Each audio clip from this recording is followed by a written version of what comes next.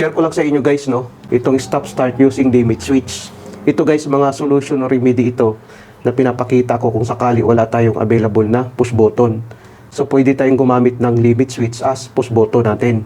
Basta yung limit switch natin guys, mayroon siyang normally close at saka normally open. Bali 3 contact mayroon siya ang limit switch natin. Pwede natin magamit na as stop start. Katulad dito, kung makikita natin.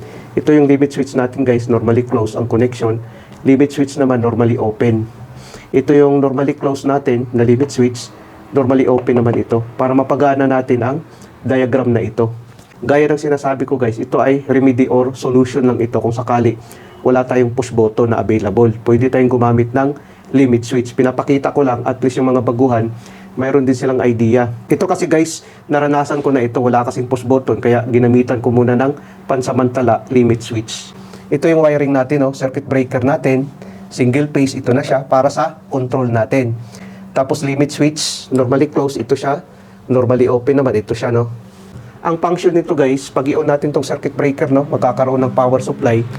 Pag i-press natin tong limit switch na ito, mag-close ang contact nito guys.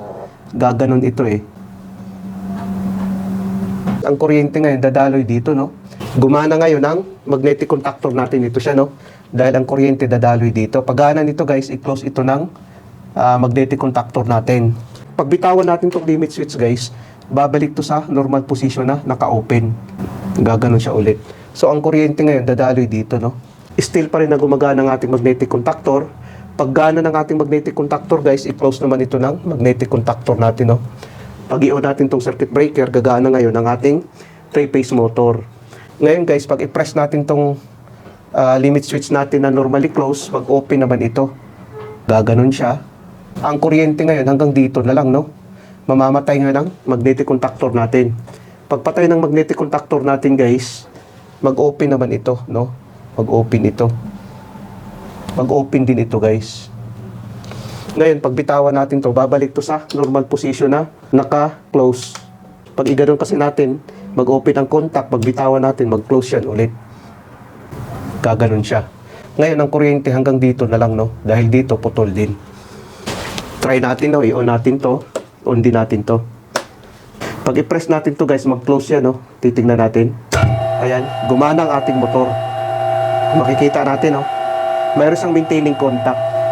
Ngayon, pag i-press naman natin tong stop, mamamatay. Ayan.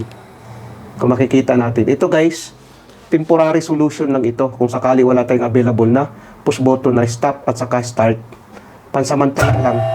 Para mapagana natin ang motor, pwede tayong gumamit ng limit switch, no? Kikita natin. Ganon siya guys. Ito na yung diagram niya.